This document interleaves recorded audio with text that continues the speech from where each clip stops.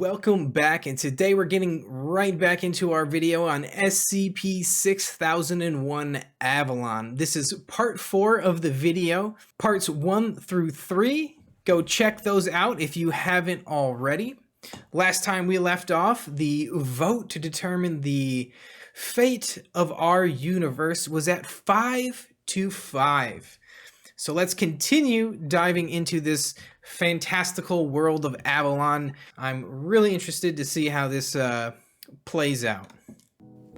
David and Primrose are well into their cups at this point, arguing about prime dimension theory and Humes.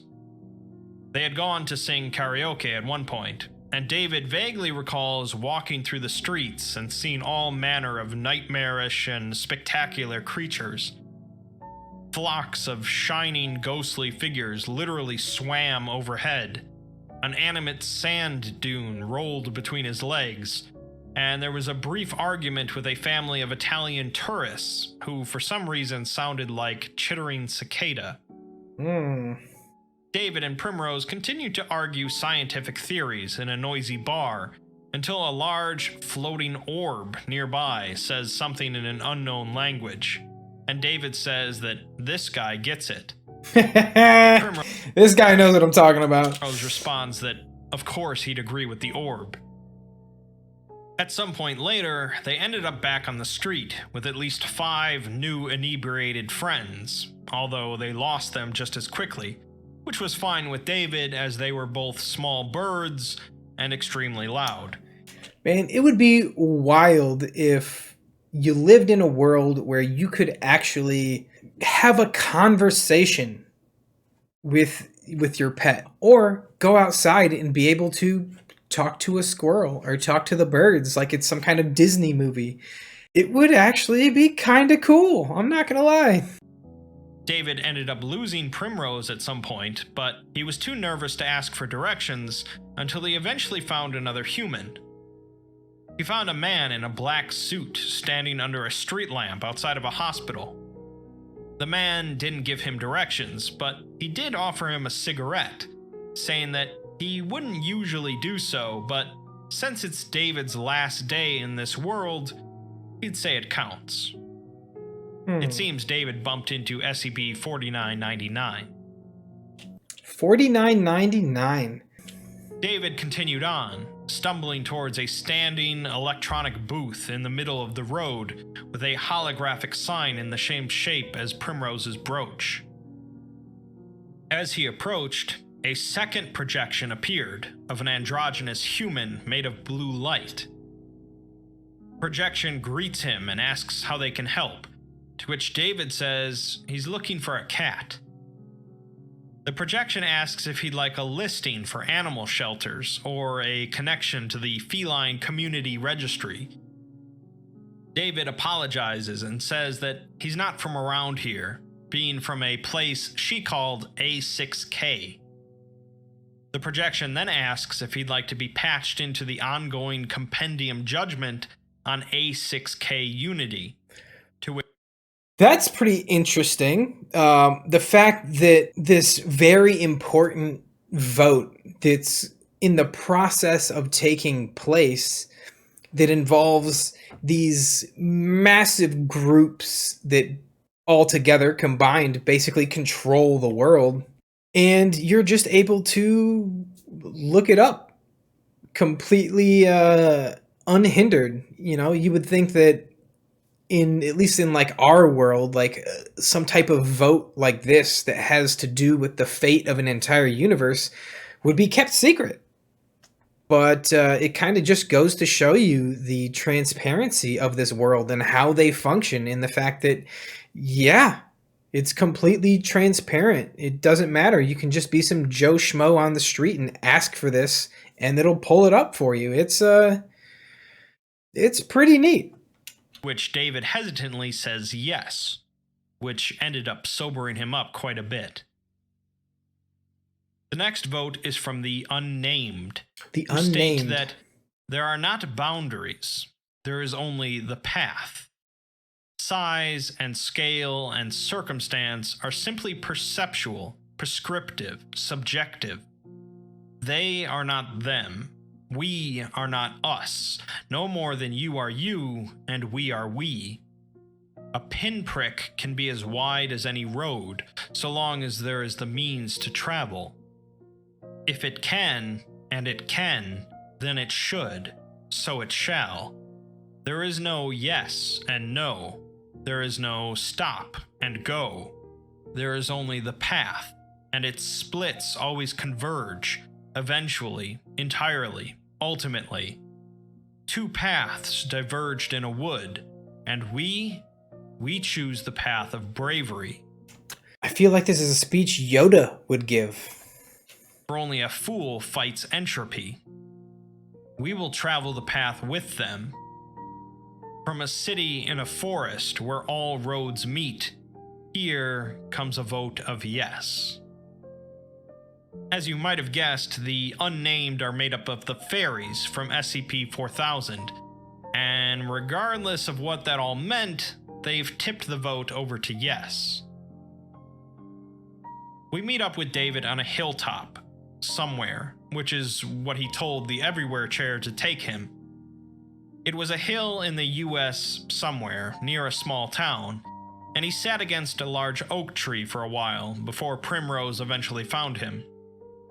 He's completely sober by now, as he found a vending machine that asked him for a request, so he requested something to sober him up. Primrose says that that's good, as he has plenty of room for the rest of this bottle, but David just asks why he's here. She tries to change the subject, but he continues to insist she answer, until finally she shouts at him that she just wanted one more day with her best friend. They sit in silence for a moment before David realizes she means the David Caspian of this dimension. That's who she lost, as not every singularity on this world leads to nice places. David apologizes, but he still wants to know why he's here, specifically as to what the compendium is voting on. Primrose tells him that if they end up voting yes, there will be unity, as the compendium will come to our world and take over, as it did here. If they vote no, then the link between the two worlds becomes a problem, and they'll solve that problem by erasing our reality. With the stakes high... Wow, okay. In the very first video, I said that unity might be some kind of deceitful code word for absolute destruction, or they could be telling the truth and they could want to bring us into the fold and unify us together. Turns out it means exactly both of those things. Either we unify and become basically a part of them and have an equally great society, or we completely get wiped out. Okay. The next vote comes from the Peacekeepers, who say that there's been a lot of talk today about why each of the groups is here, and the Peacekeepers know why they're here. They're here because the compendium needs a villain to blame all the hard decisions on, so that someone can say, take them out and shut it down, and others can go home that night and feel like they really tried to make the right decision, if only the Peacekeepers would let them. They're also the ones the compendium sends in when diplomacy fails, to deal with the things that just want to kill you. The Peacekeepers tell them not to forget who sands down all the rough edges of their perfect world, when the pieces don't fit. This sounds like some GOC talk to me. With that said, they all want the same thing, a safe, stable world, and the Peacekeepers are willing to compromise their methods if others have a better option. Unfortunately, that's not how things work in A6K, as we only compromise when it's do or die, and we take shortcuts. A6K is a problem, and they should be treating it like they've treated so many other problem dimensions. The Global Peacekeeping Initiative, made up of course by the GOC, but also the UIU, vote no, tying the vote once again. So we're at 12 votes now. They've mentioned here that we should deal with this problem universe as we have with so many problem universes before.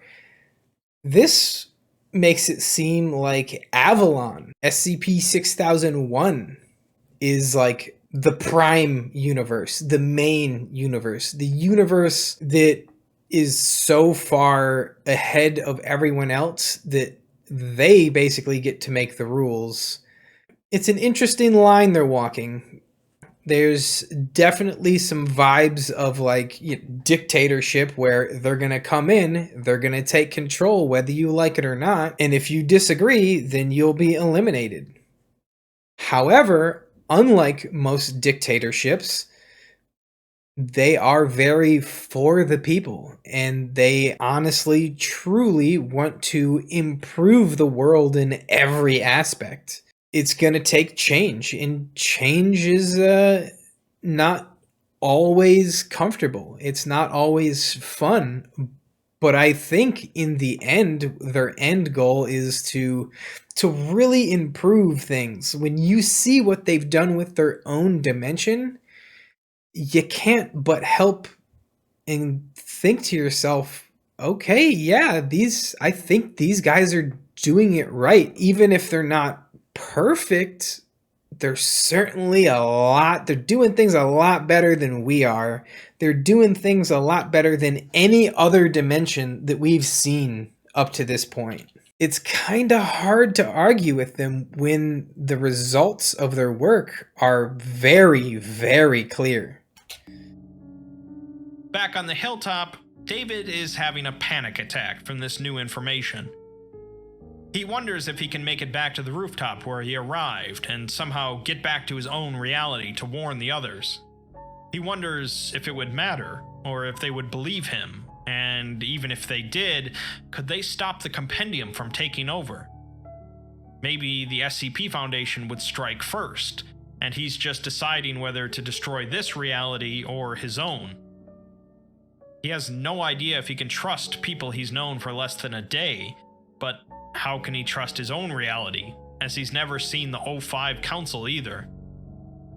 He turns to look at Primrose, who appeared as if she was holding in a very large breath, and then she burst into laughter. David says that there's no invasion, is there? And she continues to laugh, saying he's the most gullible man she's ever met. All unity means is reaching out to our reality and offering a discourse. All right. I just got trolled by a cat. I'm over here like, yeah, my prediction was right. And the cat's like, no, you're a big dum-dum. It just means let's talk. That's all it means. They just like to call it unity because they like using fancy words, according to her. They would just want to talk to start. And after a while, they would start bringing over humanitarian aid. After everything that we've seen from this universe, the lengths that they go to make even a single SCP happy, yeah, I'm a fool for thinking that they would just roll in and destroy a whole universe. That goes completely against everything I've heard in the last 3 videos. So I don't know what I was thinking, but yeah, it makes total sense that they're going to offer to help. Whether help is accepted or not, who knows, but they'll offer help, and it sounds like they're going to offer humanitarian aid here. So, okay, yeah, much more reasonable than what I had anticipated. And maybe some low-level technology. The moment we don't want them there, they'll leave. Either way, the decision would have to be unanimous. The compendium does these votes whenever they stumble onto a new reality, and generally it's pretty simple on whether or not they want to offer unity. The answer is generally no, as it's potentially rather destabilizing due to disagreements. They also, of course, don't destroy realities if they vote no. as dimensional ruptures are the one phenom that they actually do contain by sealing it off, obscuring it, and monitoring it. Primrose isn't really even sure if the compendium has the power to destroy a reality, but they have offered mercy to some worlds on rare occasions where everything has gone right to hell. Our reality isn't that far gone, and we're not a threat. We're just a serious gray area. David thinks to himself that it almost felt wrong for there not to be some grand calamity at the end of this adventure, and he just lays back in disbelief. Primrose tells him that she knows more about alternative realities than anyone else in this world, and certainly more than David, as she's been at it for about 60 years longer than him. She has no idea why their worlds are so different and yet so similar.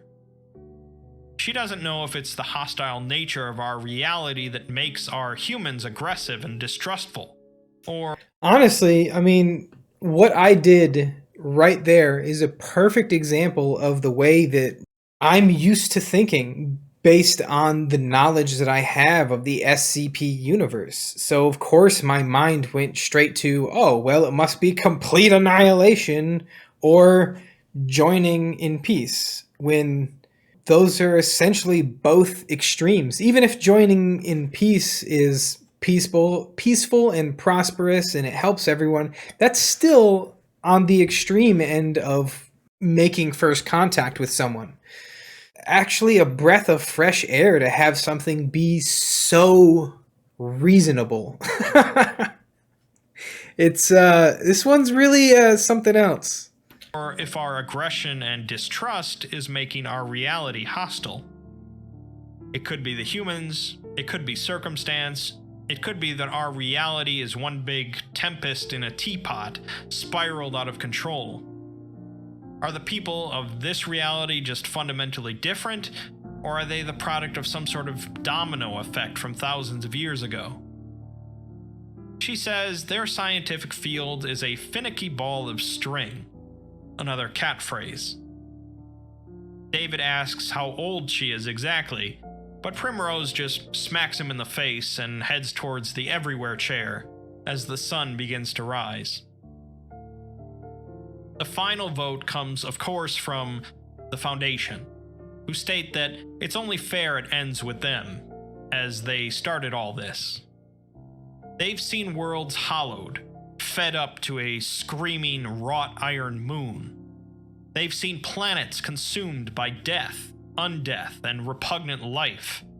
They've seen it all horribly ever unfolding under a bleak red sun. But what has pained them the most was arriving at a beautiful, pristine world of happy people, just as all of the flowers bloomed, referencing the World's Gone Beautiful 001 proposal. They don't want to wallow in the past, though, as they need to be the rational ones. A6K is the closest they've ever come to a true parallel reality, and while they may sit here and condemn us, the fact remains that they've never found anyone quite so much like them. The people of this reality rose from the dark, together, stronger for their hardships, and who's to say the people of A6K won't do the same? We could be their equals, or maybe even rise above them, but that triumph won't come from the compendium. It has to come from us. The Foundation votes no, ending the vote, but they add an addendum. They should seal the gate, but not entirely. They'll keep an eye on A6K and let us find them. When we do, they'll greet us without security, containment, or any protections. When we're ready to step into the light, they'll be there. The compendium puts it to another vote. Back in Tokyo, on the rooftop where this started, David thanked the Everywhere Chair for the wonderful job it had done today. He stands next to Primrose as they watch the sun rise and look out over the city. He never asked how they grew ivy so large, but he decided not to, as it was spectacular, and that was enough.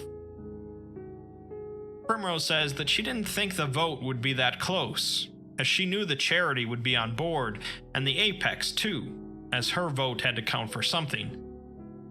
It was anyone's guess how the fairies would vote, as it always is, but the Nocturnal's vote was a real surprise, given what we did to them. Yeah, that goes back to the SCP-1000 video where they said something in that video, and essentially it was the SCP-1000 said, "Hey, we can forgive you. Like, we are capable of forgiveness. Just let us back in." And I was debating on whether, is that for real? Is that serious? Like, is it just like a trick to try and regain superiority, or are they serious about this? Can they actually forgive us for essentially wiping most of them out? This is proof that they can. A whole civilization of SCP-1000 looked into another universe and saw what we did to them and what we continue to do to them, and they said, yes, we will help them.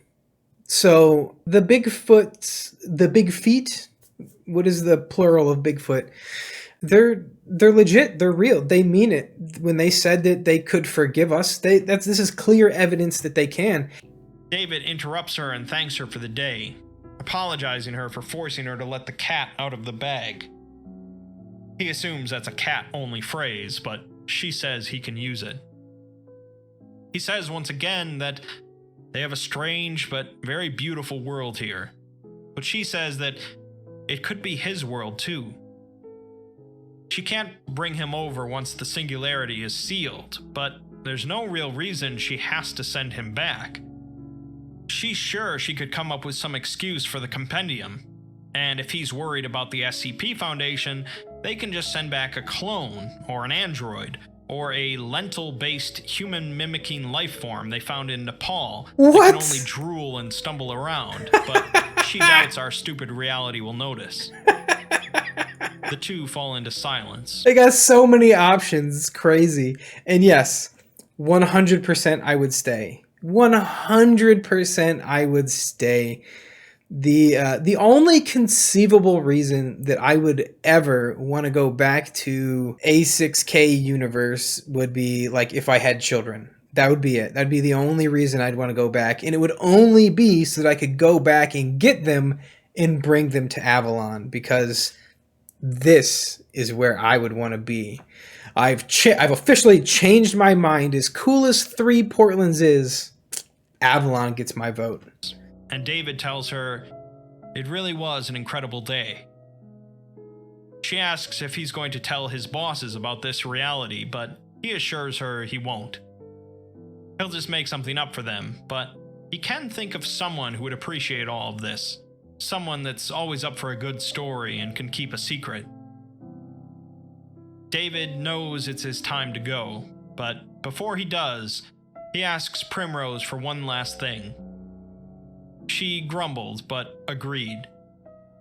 David pets her head, and then vanishes. He wanted to pet her. I probably don't have to tell you how unique this SCP is in the grand scheme of the wiki. Yeah, no you don't. This is a phenomenal SCP that reframes, like, the potential for every SCP. Even the ones that we thought were terrible. Avalon proves that there's another way. It proves that there's another way that's better than the Foundation, that's better than the GOC, and it really involves all of them to achieve what they've achieved. It involves every single group. There's no twist, no calamitous ending, no invasion from other realities, and no hidden messages. This other reality, essentially a perfect utopia of the mundane and anomalous, discovered our reality through a tear and put it to a vote on whether to reach out and offer their assistance, or seal the dimensional tear away. Primrose, who had at some point in the past lost a dear friend of hers named David Caspian, decided to bring over the David Caspian of our reality so she could spend one last day with him before the tear potentially got sealed off. Afterwards, David returned and wrote up a document about his adventure, sending it to us and describing it as the most incredible day. As far as the Foundation is concerned, the Singularity is a microscopic thing located in Tokyo, and they will continue to monitor it. If the addendum vote passed, it's not sealed off entirely, and it is possible that someday we'll find a way through it, and we'll discover the compendium's reality. What happens from there is up in the air, but if you're optimistic, we could one day have a world just like Primrose's. The SCP universe is often one drowning in darkness and despair, so it's very rare to see such a pleasant and optimistic reality as this one. Much as David got to spend a day in that utopia, so did we get to spend a brief time reading about a world where everything turned out all right. Well, guys, that was SCP-6001 Avalon, and my goodness, was that a fantastic story. The way it all comes together, the way that it shows you that these SCPs are, frankly, most of them are misunderstood, that there's another way, there's another option. And it's, as far as the SCP universe is concerned, it's proof. It's proof that this kind of outcome can be achieved. Even with all the different groups and the different factions and what they believe in and all that, as long as they all come together, something like this is possible. Now, I did notice that there was one group of interest that was not mentioned, and that was these Sarkic cults.